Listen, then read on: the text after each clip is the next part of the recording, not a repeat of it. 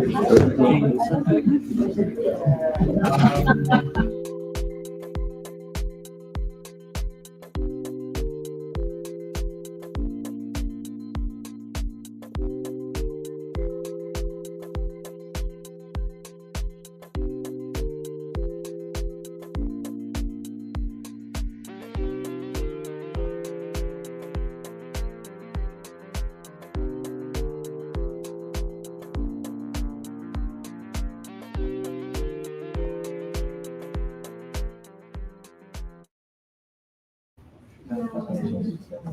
Hi, everyone. Good morning. Thank you for being here. I see that some of you already opened your cards. So that's part of what we're going to be doing here today. I want to introduce Corey Ken. He is our guest speaker today, and he's the author of the Unspoken Rules, Putting Yourself Out There. It's a best-selling author of this book, and also a guest speaker in many important companies and universities. Corey is a first-generation college student that has great advice to share with you, also as young entrepreneurs. So hopefully you can maximize your time with Corey and learn as much as you can, both for your academic pursuits and your professional life. So Corey, I'll let you take it. Thank you so much, Ricardo. And thank you so much for having me here today. I know that you all have many places to be, classes to be at, extracurriculars to pursue, parties to go to. So it means a lot for you all to be taking time out of your busy schedules here today. And for those of you who are live streaming, we actually have people who are joining in virtually. Welcome to UC Berkeley. I'm glad you're here. And I'm here to share with you all a topic that is near and dear to my heart, and that is the unspoken rules of putting yourself out there. I don't know how many of you have heard that before. Oh, it's really important to network, to build relationships, to put yourself out there. I was told that a lot. It almost felt like a cliche, and I had no idea what it meant until I interviewed over 500 professionals across geographies, industries, and job types, and came out with this book. Now, I want to put this on full screen for all of you. And if that doesn't work, it does. Okay, perfect. We're off to a good start. So these are all the things that I wish someone had told me sooner. Now, I hope that I'll get a chance to interact and get to know all of you shortly, especially after in the reception. But in the meantime, I would like to get into your minds and hearts a little bit to understand what are your deepest, darkest insecurities. So if you don't mind pulling out your phones, go on your cameras, aim it at this QR code, or if you would rather on your browser, go on the pollev.com/Corey. You're going to get to a black screen. Go ahead and click skip for now. You don't have to register. All of the polls that I will have today are completely anonymous. So I hope that you will feel no pressure to be judged, that you will feel comfortable sharing what's on your mind here today. So aim it at this QR code or go on to pollev.com/Corey. And I have the first question for you all. And by the way, for those of you who are here live streaming, you can also participate. So the first question is, what is your primary professional goal right now? You think ahead to your last day here at UC Berkeley or wherever you are right now. How do you define success? What is your primary professional goal right now? And once you're finished, look up so I know. And once you finish as well, please keep your phones open and hang tight for the next poll. I'm seeing about a third of you looking up. Thanks for putting so much thought into this. I'm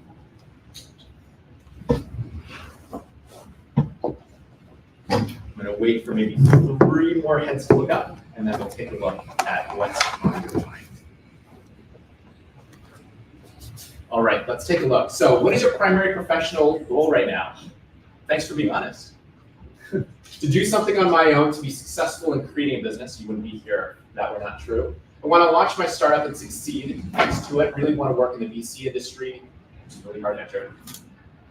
Reach consistent 10K per month profit online. Wow, that is very specific, and I admire you for your specificity. Doing a job that I love, help a company grow in the US market, make my startup generate profit, want to get an internship in a good company and eventually to get to work there, expertise in the field within 5 years, make an impact, learn how to search for an internship and extracurricular activities, start my career in the best way, found a successful startup, partly solve the issue of food waste. I love this. So I don't know if you've had a chance to talk about your goals at parties, when you look left, look right, and meet a new friend. When I was in your shoes in undergrad, I never really had a chance to understand what my friends were thinking and all the ways in which we actually have similar goals, right? To, in your case, start a company, to be in the US, to build a company, to build a successful business, to raise $1+ million USD. Wow, very specific with your currencies even for an organization that I co-founded. Super cool. Thank you for sharing this with me. And I hope that today's session will help you get a little bit further, faster towards those goals. I did say that I wanted to understand your deepest, darkest insecurities. That's the second question. So you shared with me just now what your goals are. What are you most anxious about when it comes to your future? Go ahead, look down. If you missed the QR code earlier, it's right up there on the top right-hand corner.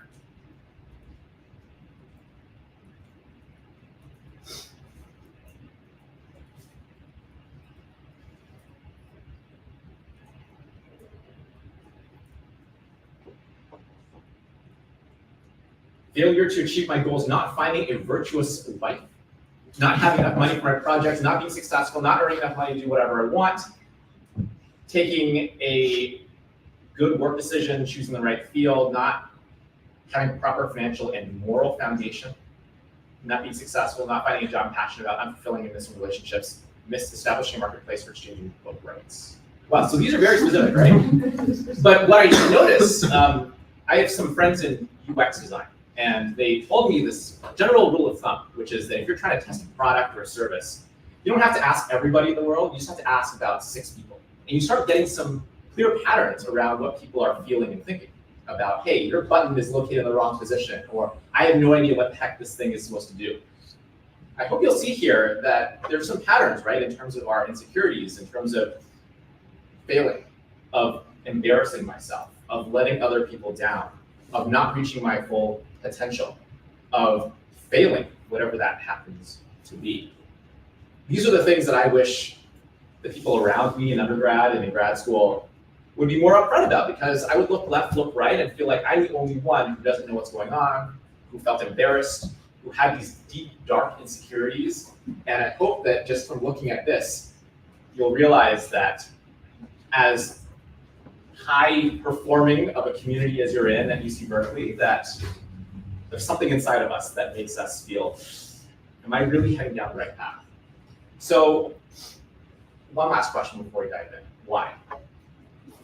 What's going on in your life that's leading you to think these things, to dream these things, to be worried about these things? And these, again, are the things that I wish I had asked my own roommates back in university. So I hope that you all will be honest, because it's going to make for a more interesting discussion for all of us. And once again, here's the QR code to those of you who missed it. Why? Because life is hard. Thanks for your honesty, or at least feels hard. And I will hopefully share with you today some ways to make this life a little bit easier. Not everything, but at least when it comes to putting yourself out there. I just want to be a better version of myself, because I know I have the potential to achieve great things from what people have told me since I was a kid, because I want to have a positive impact on society, improving people's health. I don't have the money right now because I've got people who rely on me. I need money. Expectations from family, especially as a first gen, is super relatable. Because this is awesome. This is awesome. Scared of being judged when communicating with others. Haven't figured out my passion yet. Super, super, super helpful. So yeah, when you're late at night in the library studying or putting together a resume or building that pitch deck, and you're wondering, am I going down the right path? Please know that there's someone across from campus who's feeling the exact same way that you're feeling. Thanks for your honesty. I'm going to dive in here and share with you my why. Well, my goal in this session and with my book and with these flashcards, which you all have a copy of now, it's help you achieve your goals. Those flashcards I'll talk about a little bit later on, especially during the reception, but these cards are my way of helping you transform your muddled thoughts into coherent sentences. When you're in those networking events, what do you say that wows other people? How do you follow up that has people remembering who you are and wanting to actually respond to that email? That's what these flashcards are. I'll talk about it more in the reception. And why me? Well, I was in your shoes not too long ago, and I've had the great honor and blessing to be able to spend my life and career paving a smoother path for people coming after. So a little bit about me, the card I shared with you, the abridged bio, and if you were to go onto LinkedIn, and some of you actually already connected with me, you will see that I graduated from Harvard undergrad. I worked on Wall Street investment banking. I went to Boston Consulting Group as a management consultant. I then returned to get my MBA at Harvard Business School, and then took a massive career pivot. I wasn't doing Excel spreadsheets and PowerPoint presentations anymore. I was writing. I wrote a book called The Unspoken Rules, and now I'm a career advisor at Harvard as well as a faculty member here at UC Berkeley. Here's the class. Redefining Success, The Unspoken Rules of Building an Entrepreneurial Career. This is probably one of the greatest joys I've ever had, is to meet really talented students like you, and it really is a chance to learn from you all as well.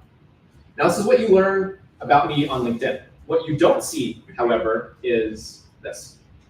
I'm the proud son of a working class single mom who left school when she was 12 years old. And my mom, as one of the youngest kids, as the only girl in the house, she ended up having to forego her dreams of becoming a nurse. So she worked in a sewing machine factory starting at 12 years old. And when I was 14 years old, my mom was already entering her 60s, she was laid off. And I, as a person who knew how to speak English, who knew how to get onto the internet, I had to grow up a little bit more quickly. I know a number of you have probably had to do that too. You had to plagiarize your parents' signatures, you had to pretend to be your parents on the phone and translate, and I had to grow up more quickly. I ended up spending a lot of my recesses at the local library, where I went online, I looked for resume templates, and I copied and pasted and wrote my first resume and cover letter. Not for me, but for my mom. And I mention all of this not because, oh, I got all these jobs and it was all happy of an ending afterwards, but because I was unsuccessful.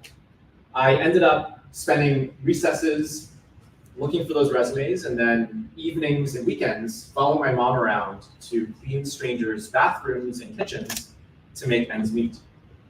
And throughout all of this, I started wondering, what was I missing? Like you, I worked hard in school, I did well in school.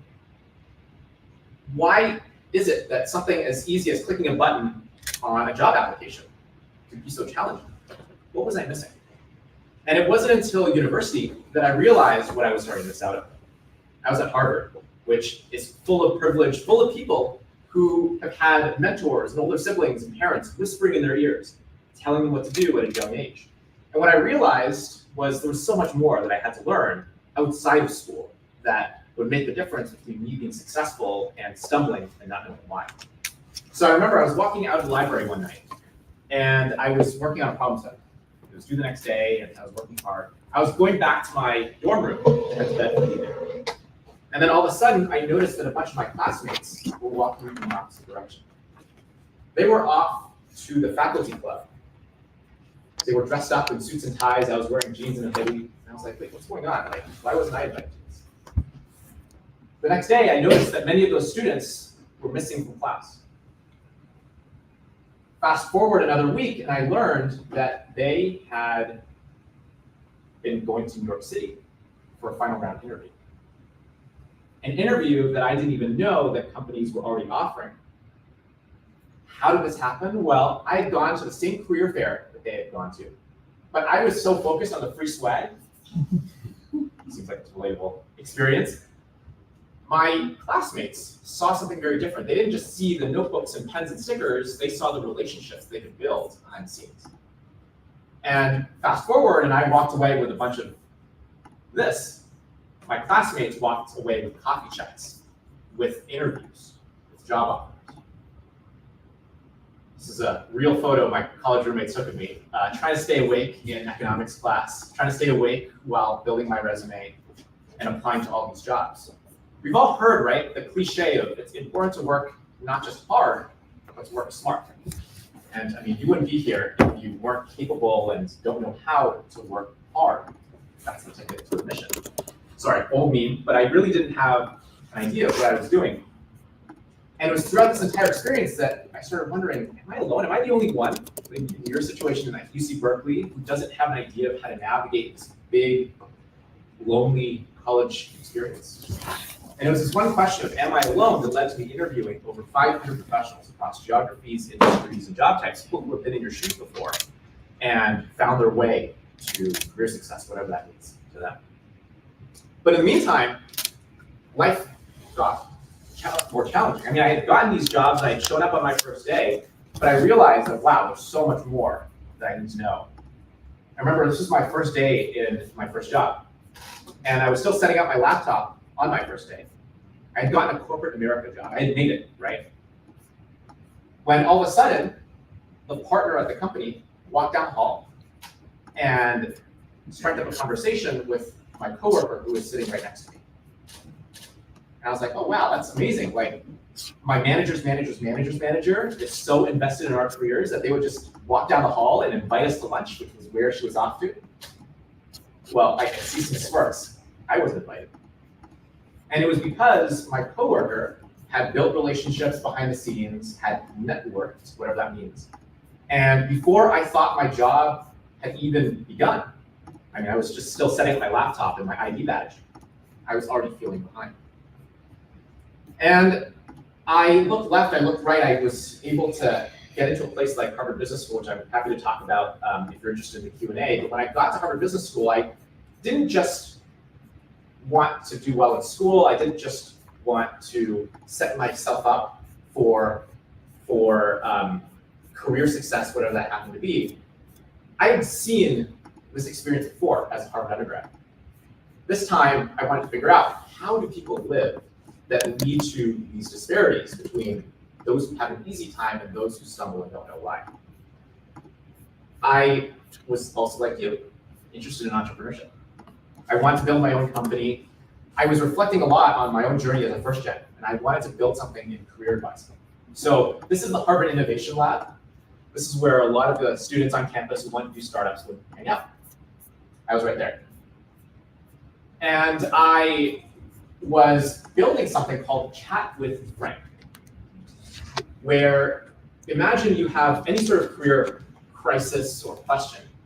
What if you could go onto Facebook Messenger and type a question to this little robot, and the robot could answer questions for you, like, I'm about to walk into a networking event, what do I say? Which I talk about in these cards, but what if you could have it in a chatbot? This is before ChatGPT, right? It was also before, and I still don't have a technical background, so how naive of me to try and build something like this. So how did I build it? Well, I was AI. So it wasn't AI. It wasn't actually a chatbot. I was just sitting at my laptop, answering questions as they came in. No one had to know that. In fact, I got so good at pretending to be AI that an MIT PhD who studied natural language processing was like, is Frank AI or a real person? Actually, fun aside here. So I was desperate for a technical co-founder.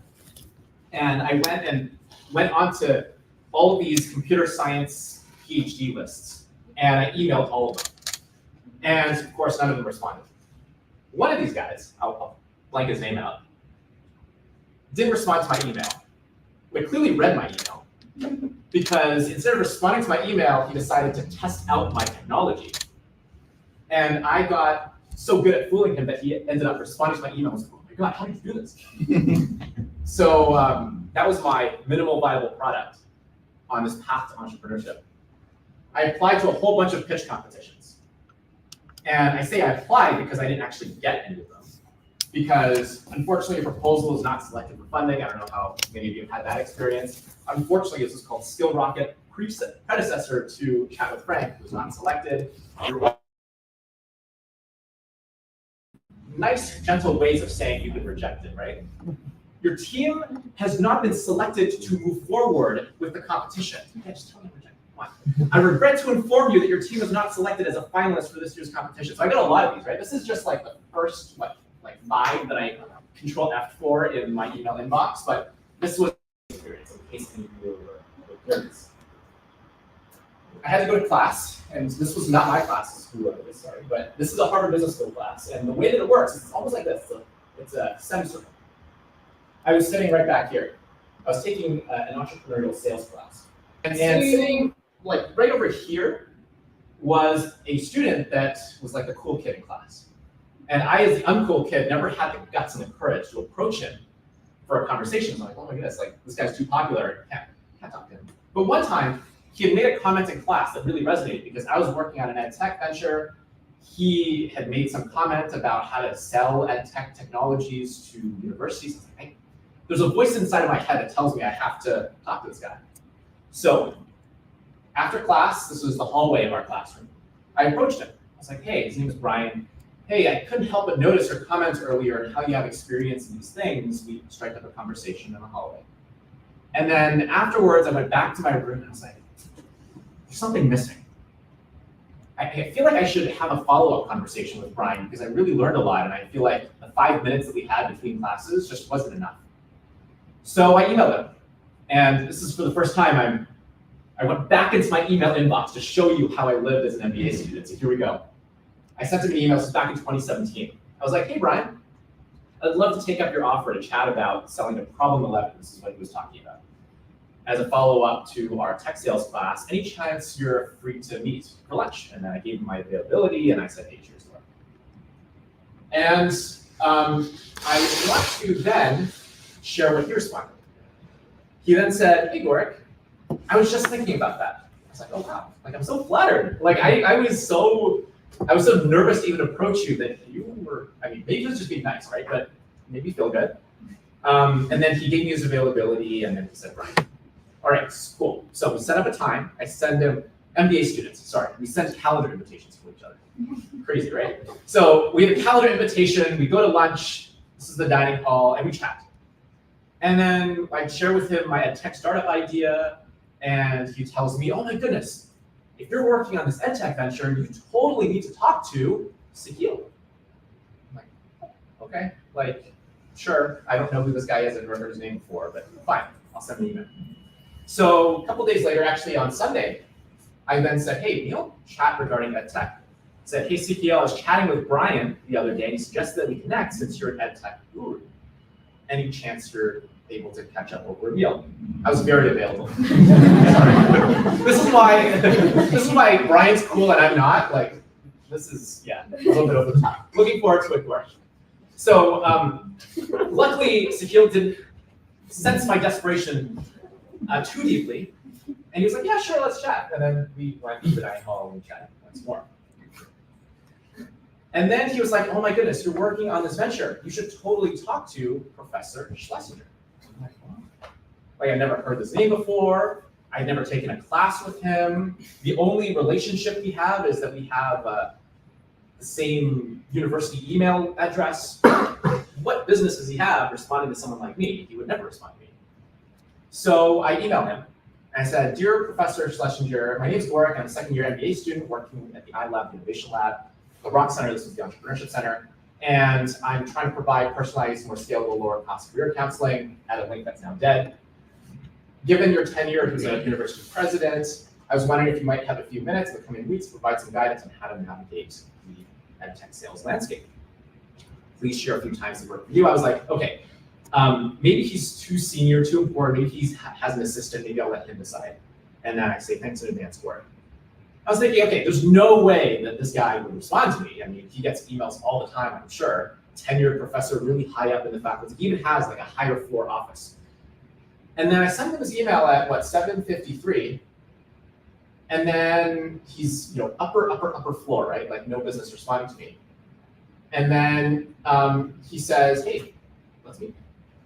And then he says to me, hey, Gorick, have you ever considered writing a book? You might know how the story ends, but in the meantime, I'll bring you back to season 2 of this chapter of my journey. And I was like, I didn't like English class. I'm not a good writer. I find it really difficult. A book is not a startup. I'm trying to pitch you an ed tech startup. I was really trying to get you to introduce me to someone who could buy and pilot my AI. Why on earth are you suggesting that I take this big career pivot, especially one that doesn't seem to pay at all?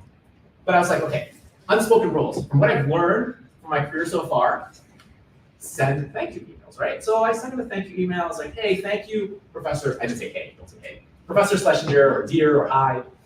Thank you so much for what was in retrospect the most helpful meeting. It actually was true. I'm not just making this up. But I've had a day on my start concept. Really appreciate your candidness, thoughtfulness, appreciate your willingness to pass on my idea to so-and-so. He actually suggests, he was like, oh, send me your pitch deck. I can forward it along to so-and-so.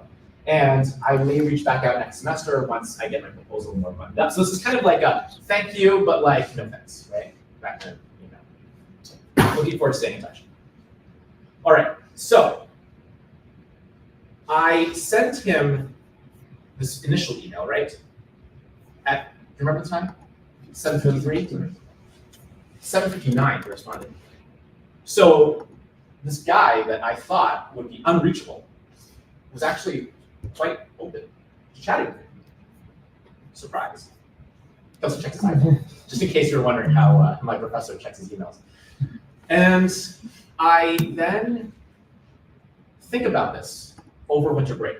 I was like, I'm working on a startup. I really want to do this entrepreneurship thing, but I have no team members. Actually, I had team members. Every time I pitched, I don't know if you've had this experience. Every time I pitched my idea at a startup competition, the team is like different. It's like me and then like 5 other people, all of whom like change every week, right? So I was one of those ventures. And I started thinking over winter break. I was thinking, okay, over the course of my career so far and at business school, I was collecting a lot of data. And I was trying to collect this data for this chatbot because I can then take career advice from some people and then give it to others through this AI. But what Professor Schlesinger told me was, hey, what if instead of trying to build some technology around this, you could instead just write it all down and publish it? And I thought about this, and there's this voice in my head that thought, hey, what if your book could be an MVP? What if you write this book, write it all down, spread it to the world and see how people react, and then maybe people would then come back and try your AI thing. So that was my idea at the time. And I was like, maybe I could do this. So I sent him this email. I've given your suggestion to develop some thought leadership prior to entering the HR space a great deal of consideration over my winter break. Your guides make sense, and I would love to spend this coming semester working towards a book. And then I thought, I was looking through the course catalog, and I was thinking, there aren't that many classes that I'm interested in.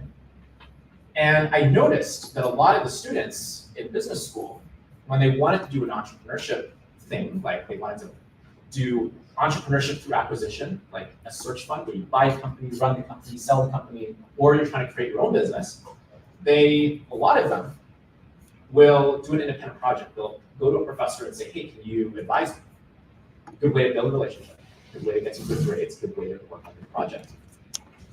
And I said, to that end, would you be interested in collaborating on an independent project this semester?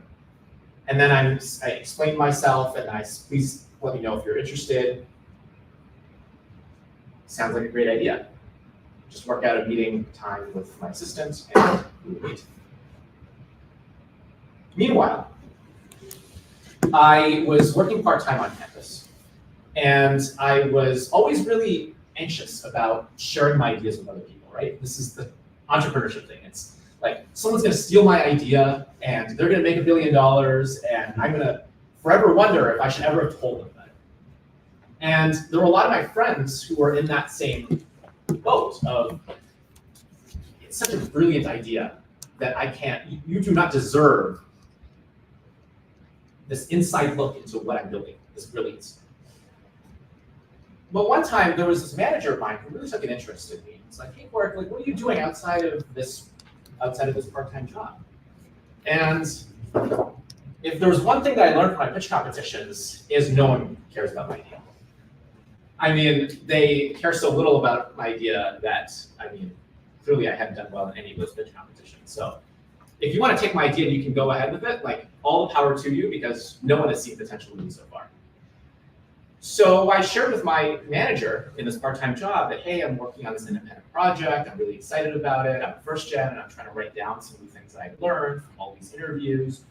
And then she's like, oh my goodness, you should talk to my middle school friend. I'm like, okay, this is getting a little bit out of hand, right? Because I follow up with Brian. Brian introduced me to this person, this other person, and this professor, but like a middle school friend? Like, come on, this can't go anywhere. But then, so I was really nice, right? I was like, oh yeah, thank you, but no thanks. And this person was really persistent. They're like, no, you really have to talk to this person. Like, I would really love to introduce you. And I was like, all right, I mean, like, you're my manager, I should probably say yes, right? So I say yes, and she introduces me to this middle school friend. And I see this email. Hi, Gork, I'm introducing you to an old friend and classmate of mine, so-and-so. Much like you, was an HBS grad. He's an entrepreneur, writer, thought leader. He's done well for himself, and he's open to chatting with you. So I was like, okay, I got to talk to this guy now. How do I do a coffee chat? I'll talk about this shortly. But actually, he threw me a plot twist. He's like, oh, I'm sorry, I'm too busy right now. Just send me your questions over email. Uh-oh. So I researched this guy. I come up with a bunch of questions, some of which I actually cared about, a lot of which I was just like, I need to hand in my homework, so like, here's some questions. And then at the very end, I was like, he answers the questions, and I'm like, okay, that's it. I've satisfied my manager, I've handed in my homework, dead end, move on with my life, go back to pitching my startup at this pitch competition. And then there was this voice that entered my head. I was researching, okay, if I'm actually serious about this book, what do I need to do? It turns out that you could self-publish, you can upload it onto Amazon and publish it as a Kindle, as a Kindle ebook. Or you can pursue a traditional publisher, basically like a big publisher that will give you some money to work on it and then have editors and all that stuff. And I was like, oh, actually, it turns out that the unspoken rule of publishing is you need to go through an agent. It's like real estate. Like you get a real estate agent to like buy and sell a house. Turns out you need that to buy and sell a book proposal.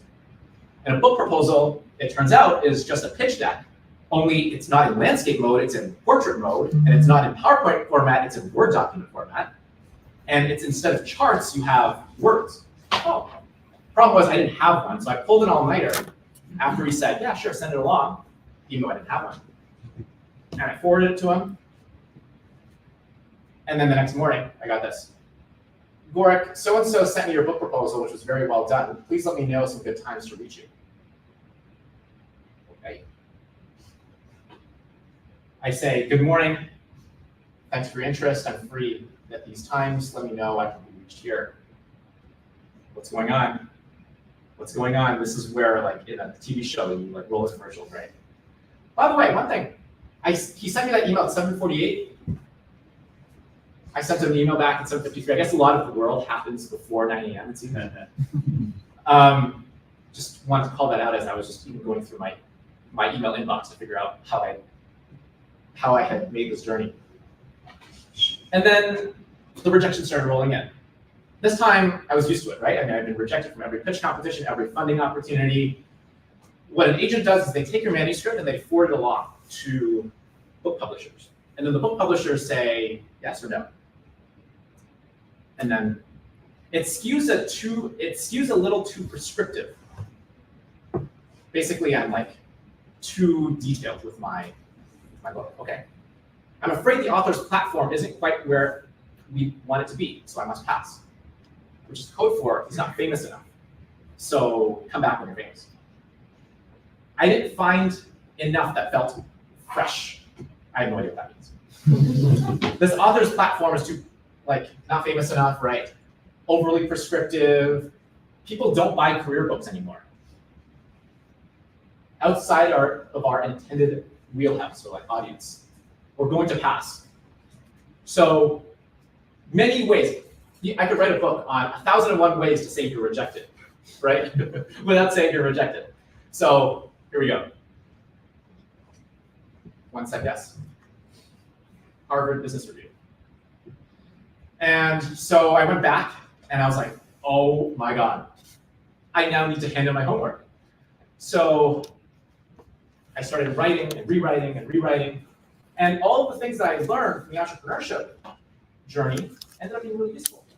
We talk about testing, right? Iterate, getting user interviews, right? So what I did was I did all the things that you all are doing, which is you have a landing page and you A/B test. You say, hey, do you like this version or this version? Only the difference was I had this framework or this other framework, or this chapter or this other chapter, or this sentence or this other sentence. And fast forward another 3 years, which is not a minimal viable product. It's like maximally lengthy product. The book was released in April 2021. I reached out to people like former CEOs of BCG, of IBM, et cetera, CHRO of Goldman Sachs, and I got their endorsement for this book. And it was during COVID, and here I am, my first product launch after years of pain. Did some awkward TikTok videos, that's fast. Post on LinkedIn. And when I started putting myself out there, I started getting some outreach. So someone said, hey, I'm a leader at this company. I would like to have you come as a speaker to present to our early career audience. I said, thanks so much for reaching out. What do you think? Oh, you reached out to me at 2:24. I responded at 2:26 again. I'm very available. And I noticed from one of my friends from business school that he was really great at staying in touch with people. The way that he did so was at the end of the year, between Christmas and New Year's, he would come up with a list of the people that he had met that year who had made an impact on him, as well as people he had met long ago. Teachers, colleagues, etc. And he would send a year-end update, not a year-long update, not that lengthy. He wrote a year-end update of, hey, these are the things that I'm struggling with, these are the things I'm trying to do, these are the things I'm grateful for. And I sent this as well, and a few people responded and ended up saying, hey, I actually lead HR at this company, would you be interested? And that's how the snowball started rolling. Now, I want to pause. I gave you a long monologue of what has happened so far, and the story continues. But I want to take a pause, and I want to ask you, what did you all take away from this? What is your biggest lesson from what I just shared? QR code, top right-hand corner. What did you take away from all of this? And do me a favor, and then do yourselves a favor. One is write it down. And then number two is whatever lesson you learn, write it in your notebook, type it yourself, write it in your sticky note, whatever. So you remember it yourself. Yeah.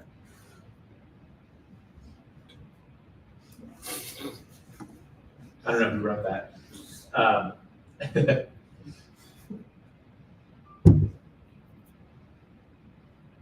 Sure, go to HBS. There are a lot of great institutions. You can do this, I would say, anywhere. However, there are some good lessons here in addition to that one, which is don't hesitate to reach out to people. Always be open to different ideas that benefit you, to pivot, to follow up, to be willing to take risks, to don't think people are unapproachable. Talk to people and ask them who to talk to next. Failure is not the end.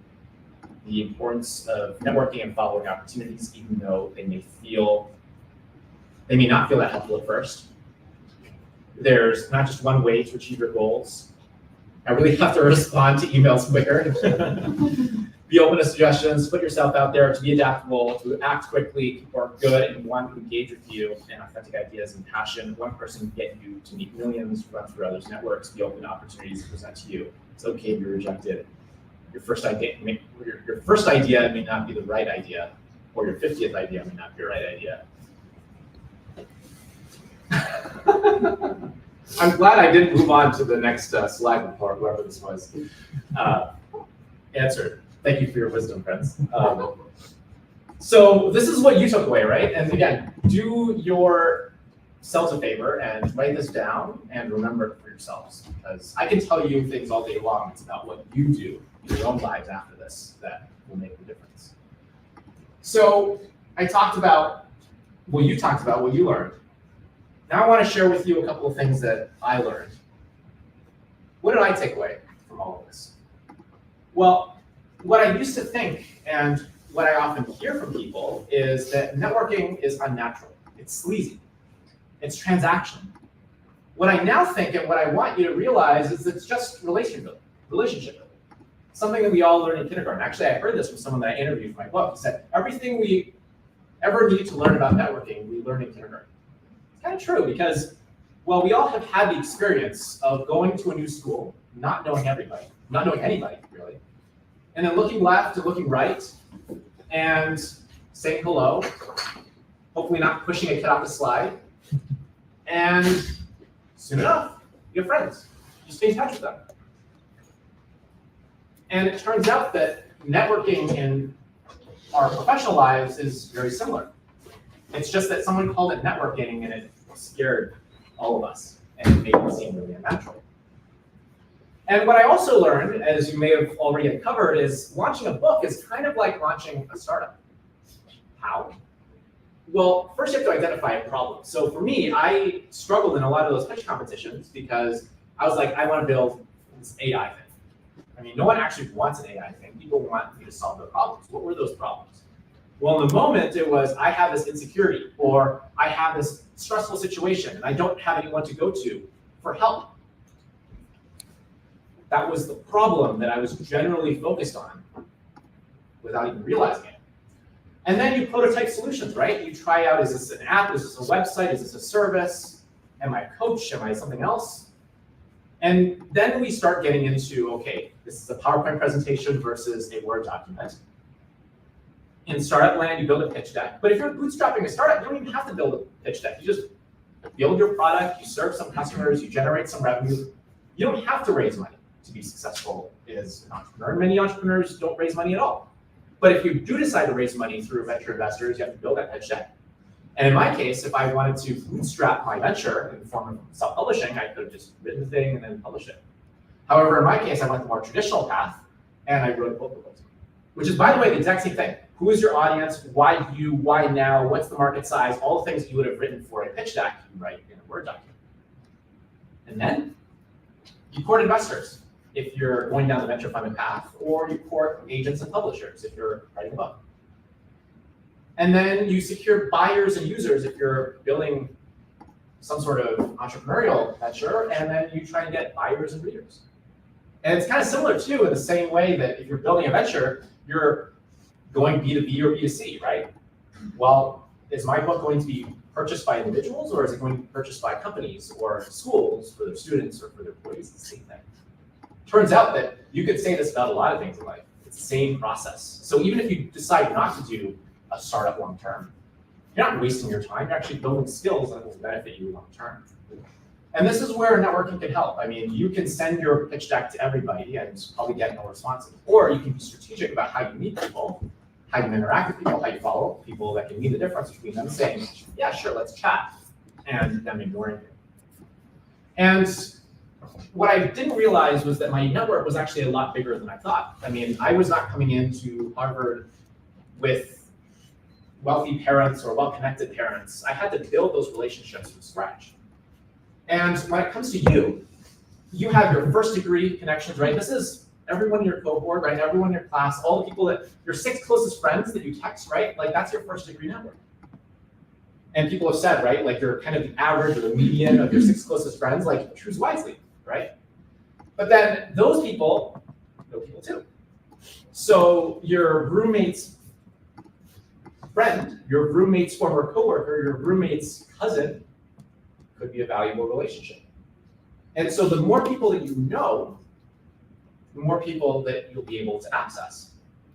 And then you've got the third degree too. If you go on LinkedIn, right, you see 1, 2, or 3 beside the person's name. If it's 3, you don't really have a relationship with them. You can contact them still with email, you can guess their email address, etc. But this is the first step to building those relationships. And your challenge, though, in going through this entire process is to get people to respond to you, right? And you need to write good emails. So how do we deconstruct what a good email even looks like? Well, here's just a random example. Fellow Berkeley Masters of Science seeking your advice. Hi, Gorick. My name is Jonas, and I'm a fellow Berkeley Masters of Science and Entrepreneurship student who's decided between pursuing VC in Paris and corporate roles in the US. I noticed that you also pursued your own marketplace startup before and during your Masters in Science program, and also decided to remain in the US and then pivoted to product management. I'd love to learn more about your thought process and whether you advise the same path for me. Right? You have 30 minutes over the coming times.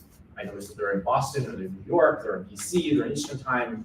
Here's my availability. Looking forward to hearing from you. That's it. So there may even be a typo here, so like don't even copy this, right? But what are the ingredients of a good email that stands out in corporate America?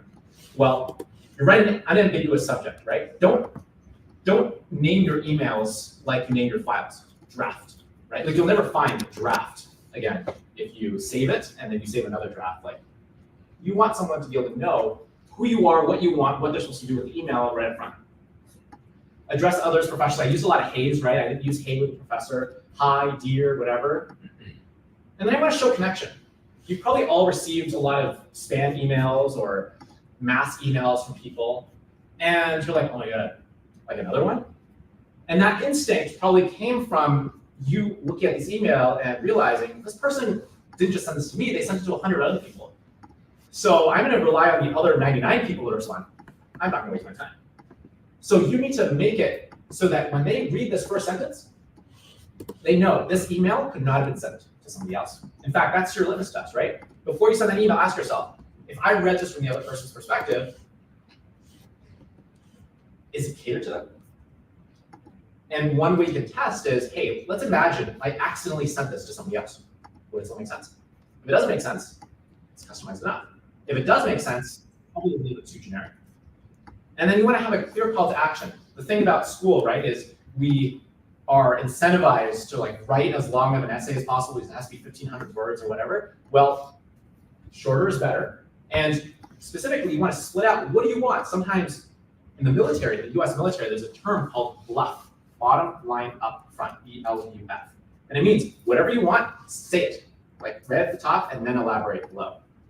And then you want to minimize some back and forth. I know I use Calendly, for example. I don't know if any of you use that. I actually heard a manager like last week rant to me about this.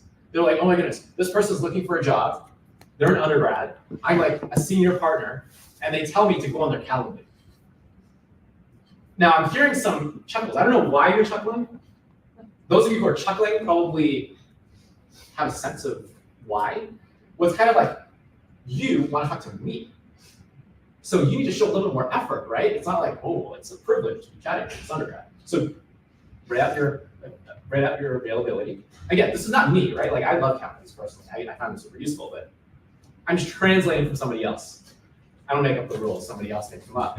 I just tell you about them, and then you sign up professionally, and then you use as few words as possible, and then you use it in a form of signature, right? Your website, your LinkedIn profile, etc. I don't get kickbacks from LinkedIn, but it's a really useful thing because people will often Google you up and then figure out, who is this person? Are they legit? Do we have anything in common? Are they worth my time? So make sure that your public driving record in the form of this LinkedIn profile is up to date and is as specific as possible.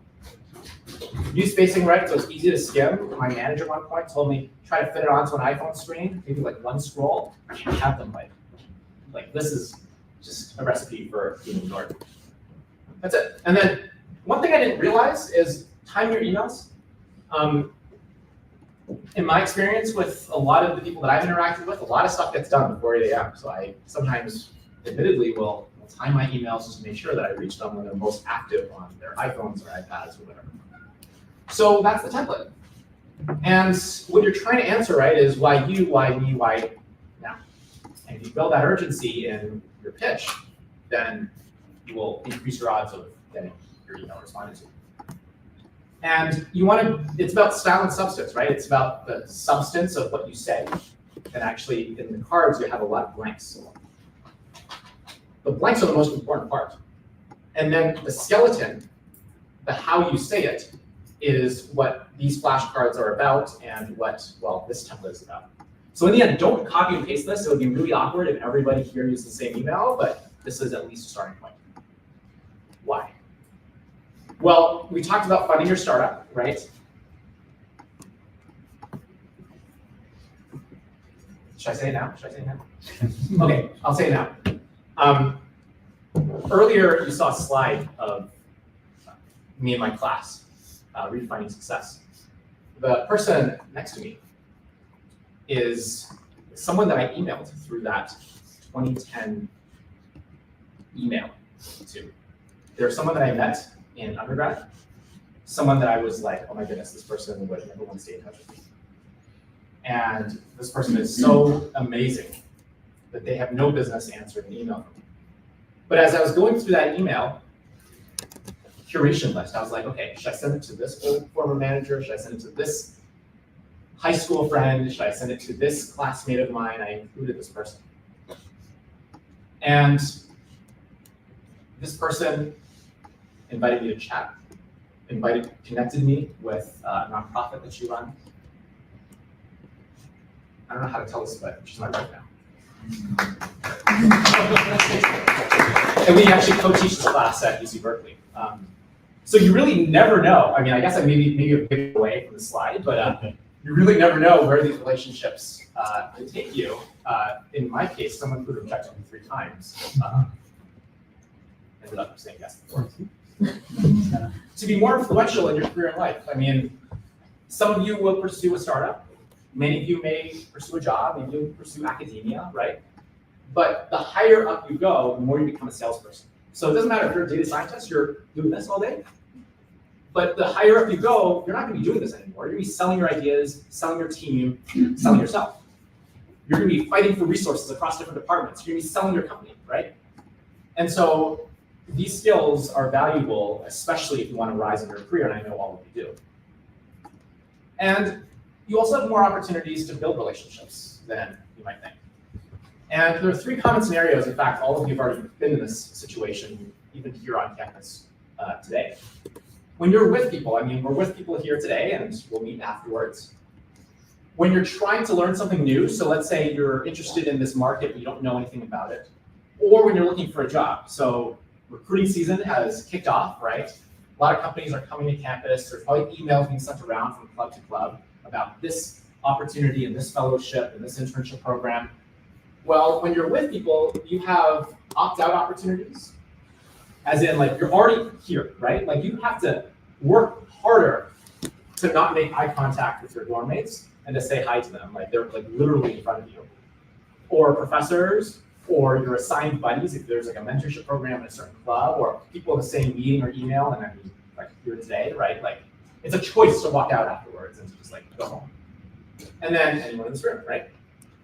And then you have opt-in opportunities. So, I mean, UC Berkeley is such a big place. It's easy to get lost. It's easy to feel lonely. But you have to invite yourself. I mean, one of the things that I didn't realize a lot of people did, that is one of the most useful things you can do is at the early part of the school year, like right now, join as many email lists as you can. You don't have to go to every club meeting, but at least you know what's happening where the free food is, sure, but like where the guest speakers are, which clubs are worth your time, which clubs have executive teams that go on to do the things that you want to do. So if you become an executive member, you get access to their Google spreadsheet with all of their alums, and you can now reach out to them with all the same emails that I just told you about, right? Like, those are all opt-in opportunities. So classes, right? Strategically picking classes, strategically picking extracurriculars, which I would argue personally is even more important than the classes. Social groups, events. I mean, I'm basically telling you to party, but like there's a value in meeting people, right, on a campus. Jobs, projects, who you pick as your team members for classes, and then of course like this class, right, or like this session here today, which you've already opted into. So what do you do in these situations? Well, you want to do your research on who's going to be in the room, right? What might I have in common with them? And then you want to engage liberally, like, hey, am I trying to ask this person for advice? Am I trying to follow with them? Do they work at a place that I want to work at? Or are they investing in startups that are exact startup profile that I need? And then you want to follow up, and you want to know how to do all of this. And then you want to stay in touch, right? Those 2020 emails, you really never know where those relationships can take you because, I mean, people go in a wide range of directions afterwards. It's really hard to stay in touch. But if you are not seen and heard or remembered, people can't think of you, you can't be top of mind. All right, when you're trying to learn something new, this is where I talk about the first, second, third degree connections, right? First, second, third. First, easy, reach out, right? Like text them, right? Like WhatsApp them, ask for a referral. So, hey, I noticed you're connected to so-and-so on LinkedIn. Do you happen to be close enough to this person to make an introduction? I'm trying to do this, and would love to see if they'd be available for an interview for this project. I'm writing this article, blah, blah, blah. And the third is the cold email. Not everyone will respond, and frankly, as you've seen from my story, most people will not respond. And it's just the numbers game, right? It's just like acquiring customers for your startup. If you look at advertising, right, online, I mean, a 1% click-through rate could be great depending on your industry. Like people in massive companies are banking on 1% out of 100 to click on an ad, right? Like if that's true for the biggest companies in the world, probably true for the regular folks like us. And then when you're looking for a job, when you engage in a conversation, it's helpful to go into this conversation thinking, okay, what do I want out of this? Am I wanting advice or do I want a referral? Do I want a referral to their HR team or do I want a referral to somebody else that is outside of this company? And I'm going to talk about this shortly, but the key here is there's a format to how you small talk in corporate America. You small talk, you introduce yourself, you ask questions, and you make a request. So when people said like, oh, network, oh, like talk to this person, actually there's a template. It's just that people find it intuitive because they grew up in America or they have mentors or in these environments, but that is the template. Yes?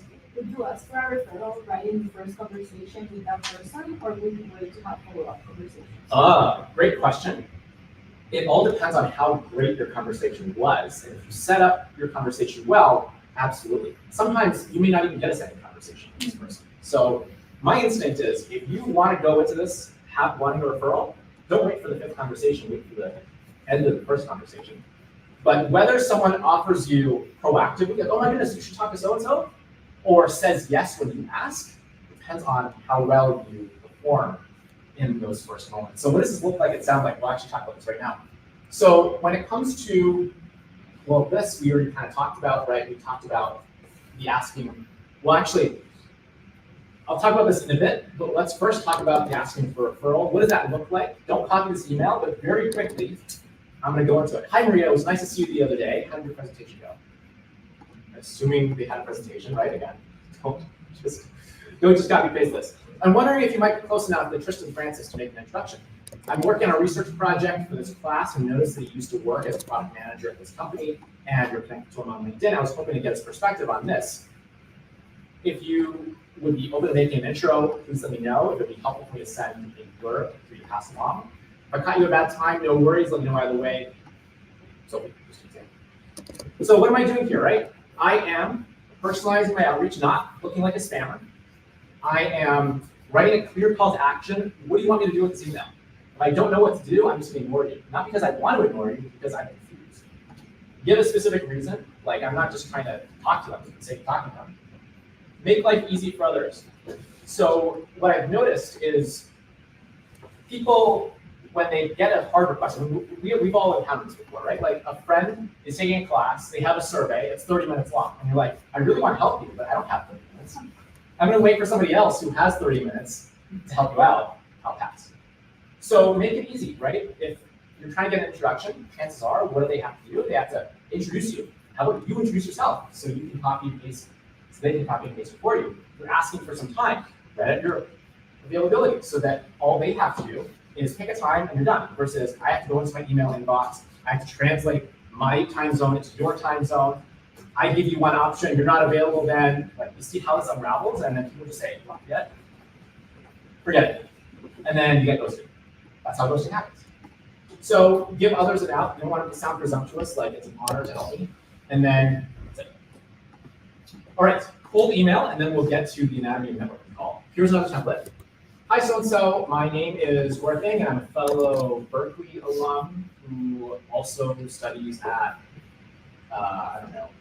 HEC Paris. Hope you're doing well. I'm currently looking to transition from product management to consulting, and came across your profile on the executive team for this club, which spoke to me because, like you were also secretary of this club, and then you did product management, and then you switched over to consulting, and you actually moved from the Paris office to the San Francisco office, making this up. I was wondering if you might have a few moments in the coming days or weeks to offer your perspective on how you made that transition, whether you would advise the same for me. My availability is as follows. Here we go. No worries about how you have that time moment either way. Working for you, wherever you are. Personalize your message. I've already told you this a million times. Write a clear call to action. Make life easy for others. Give others an out. Give a glorious outro. That's it. All right. So here we're going to talk about the anatomy of a networking call. So someone says yes. They're like, yes, let's chat. And actually, it's not just like a Harvard Business School disease. It's like a corporate disease. People send calendar invites. So you say, oh yeah, next Monday, 10 a.m. Eastern time, send a calendar invitation, or they send one, 30 minutes. And that's all you have, really. 30 minutes, that's all you got, really. But there's stuff that you do before and afterwards, right?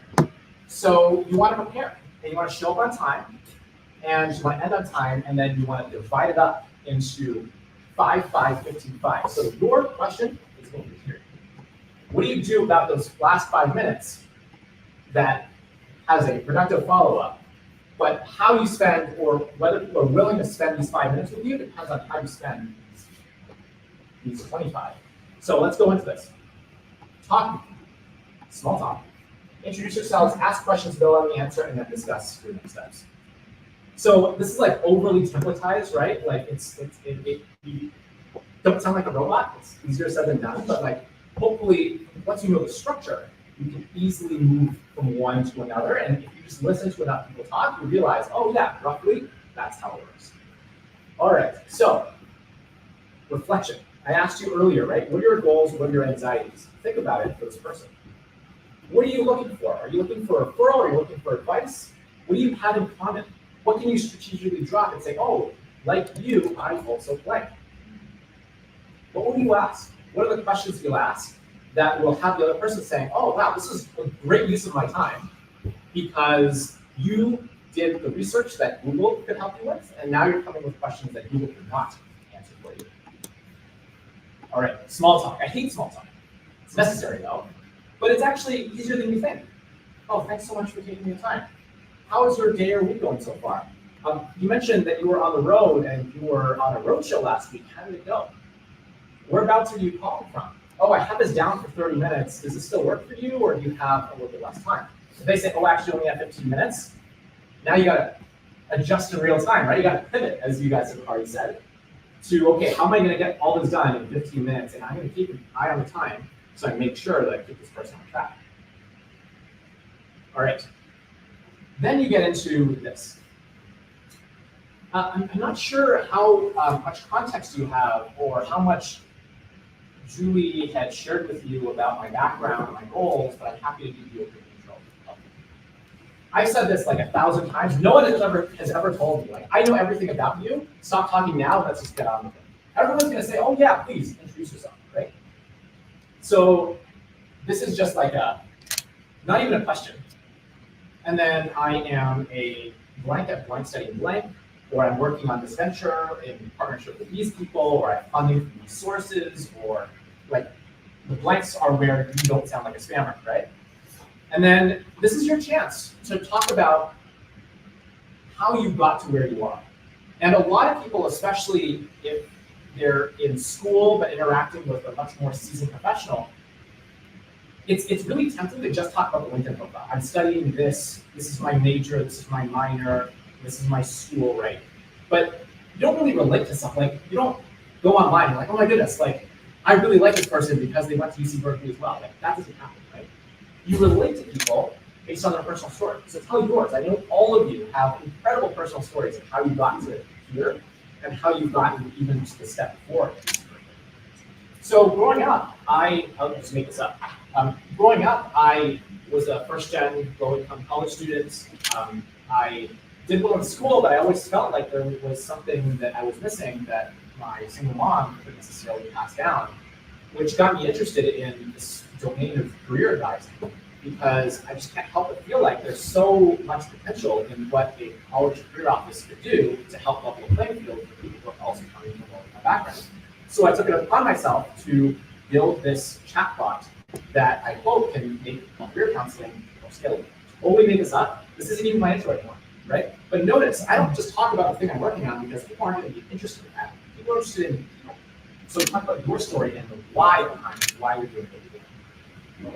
And then this brought me to this, where I'm now doing this. This is your chance to flex a little bit, right? Like this brought me to UC Berkeley, where I won Collider Cup, and I am now raising money, blah, blah, blah, right? Like you don't flex up front, you add it in, and once people have built a relationship with you, right? Looking ahead, I'd love to do this. So the entrepreneurship thing was a lot of fun, but frankly, as I think about where I can make the most impact, it's in a larger organization, which got me to think about how you and your organization are doing exactly the thing that I naively want to do with my startup. I would love to learn more from you about how you thought about your career choices and coming here.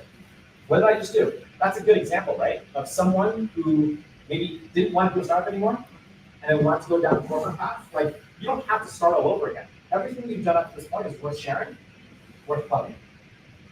All right, 15. This is a lot more time, right? This is where you share the homework that you've done. So I noticed in your bio, I even chuckled at myself about this. I'm like, oh, I was like on your LinkedIn profile, and I couldn't help but notice that you went from community college to then a 4-year degree, and in between you had served in the military. That resonates with me because like I did it on ROTC. Look, maybe I'm always detailed, right? I noticed that thing. How did you think about that? So you do your homework, you show your homework, you ask questions based on your homework. This sounds a lot like what I did with blank, where I did blank. How did you do blank? So again, you're not just asking questions that are unrelated because it's me and you. If I'm asking about this other thing, I really can't build a relationship with you. So build a relationship with you, the other person sitting across from you. And people love, right, the why, the how, the open-ended questions that get people to think. Those are the things you can't really investigate online. I mean, even if you listen to their podcast, right, you'd say, oh, I heard you say this, but it raises the question of this other thing. And then if you were in my shoes, how would you go about navigating this? This is a really great question, by the way, because it's like, hint, hint, nudge, nudge. How would you suggest that I go about finding my first seed round? And if you have spent this time well, a couple of things can happen, right? They can say, oh, actually, I'm not sure, but I know this person. Or they can say, oh, actually, we are funding startups that are very much in your category. You send me your pitch deck. Or actually, this is not really our focus area, but I do know someone who can help you. Let me make an intro. Great. So, ask these open-ended questions to sort of suggest that, hey, this is what I'm trying to do. And people in the professional world kind of know.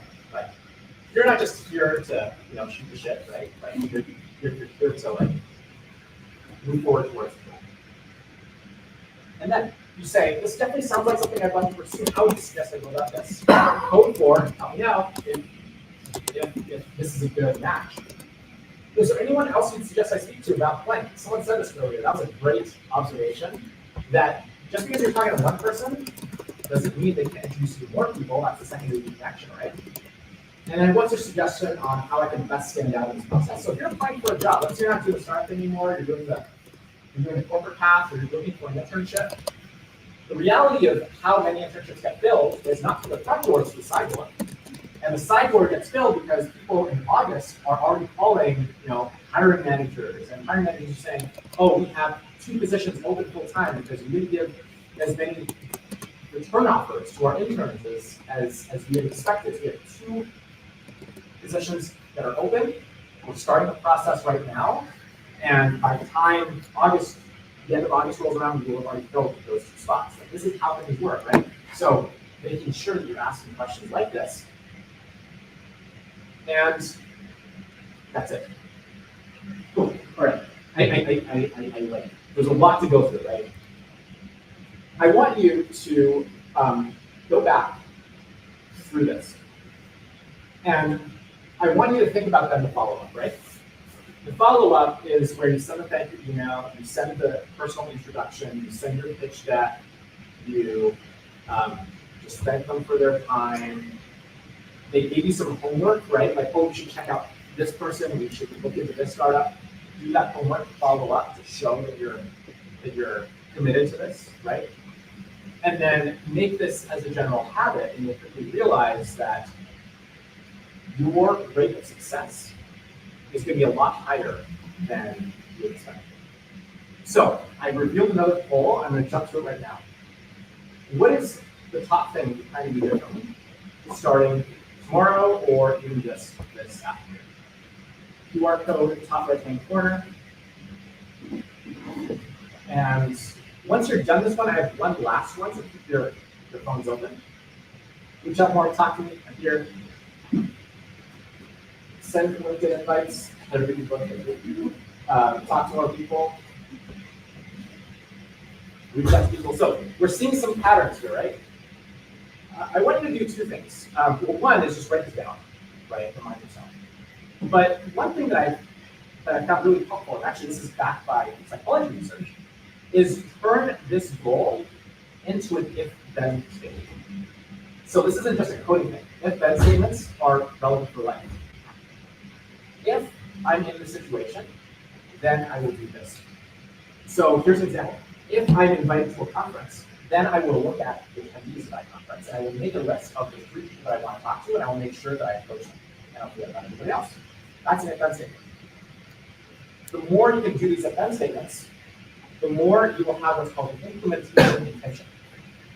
There's a study that was done on smokers who want to quit. And what the study realized was just saying, well, I want to quit smoking is not enough. It's if I want to have a cigarette, I will pull out a pack of gum and I'll chew it on. They noticed that this really changed behavior a lot more than people just have this general goal of I don't quit smoking. So you want to generally be successful, what does that look like as an if-then statement? That's now and see if that's helping. As does reviewing programs, putting yourself out there, sending email messages per day. This is a numbers game, yes, but it's also a quality game, right? So you focus on who you reach out to, and you notice that your rate of success is a lot higher. Speaking of reaching out, one of the things that I hope to do is stay in touch with all of you.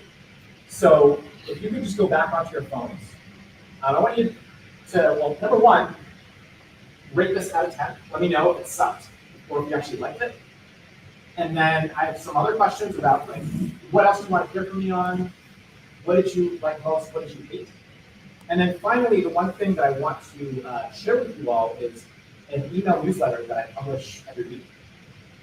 Just today, earlier, I published it on LVMH, and one of the wealthiest people in the world, the CEO of the company, owns all the biggest luxury brands. You walk down the airport, and basically you're destined to pay money if you buy something. How did he define success? Next week, I'll talk about another story, but if you're interested in those stories and what they mean for your career, share your email. It's completely optional.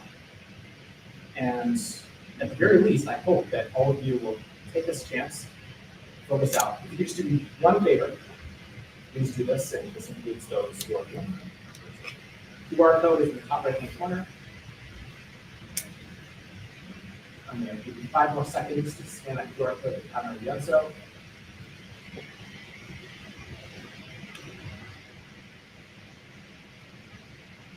And in case you're curious, a couple of my favorites, if you go on the board.com/career strategies, you'll see this. This is my personal favorite. It's on what Joe Biden and Mr. Beast, the YouTuber, have in common. And then I also talk about, like, for example, how the Nintendo Switch got started, what can we learn from SpongeBob SquarePants, and a bunch of other game stories that are relevant for our viewers. So with that, we have a couple more minutes. We have about 10 minutes for folks in the room and online to ask questions, and then I'll be here until noon for all of us here in person. If you haven't already done so, please close out. Otherwise, I have other questions. Your name, what school or program you're coming from, and then your questions.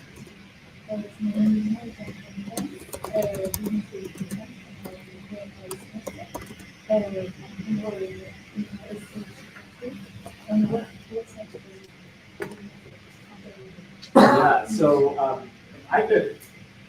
I'll answer my part, and then I would love to ask you that question too, because this is a secret, hidden way to get some customer feedback, right? So I have written a book. I speak at companies and schools now. And I also did a Kickstarter campaign for these platforms. And I'm going to be launching this on Shopify and on Amazon soon enough. So if we think about the different business lines that I'm in, I'm an author, I'm a speaker, and then I have an e-commerce business. What I didn't realize though is these are actually three very different paths. I can just focus on e-commerce, I can just focus on speaking, I can just focus on writing. So I'm actually not sure. I also have an online course as a content creator. I also have an email newsletter that I enjoy a lot. What is a constant question for me is how do I do well and do good, right? I know a lot of you are probably thinking about that too. And what do I actually enjoy? What I really like is I like listening to stories, I like those stories and uncovering patterns in how people become successful. So one of the things I'm thinking about is writing a second book. Maybe I'll interview all of you for that book. I'll profile you. Or I can go down these other paths. But I'm still trying to figure it out. I would say that I'm in maybe Series A right now. And there's a long road ahead. I'm curious, the things that you heard from me, is there something you're like, oh my goodness, or will we do this next? Or why isn't work doing this yet? Do you have an idea?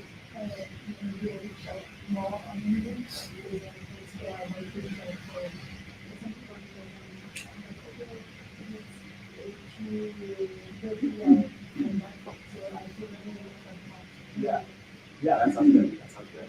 But yeah, any of your ideas for where I should be going next with my next series be, let me know. Become a coach. Become a coach. I do like it a lot. I mean, I do it a lot. That's my primary role at Harvard. So yeah, I mean, that's where I get a lot of energy to start thinking about. Yes. So in your presentation, you showed a lot of archives like your old emails. Yeah. And now the new generation will some switch to collecting on LinkedIn or even Instagram. You see like some patterns, do you have any advice regarding this new switch and how you keep the relationship as complex as the emails or more? Yeah, I love that question. And so your name and Excellent. From the same school. oh, amazing, thank you. So the question was, what shifts have I noticed when it comes to networking as people are networking on Instagram and on what's the other one? As a LinkedIn. On LinkedIn and those. So I would say that it's the same structure.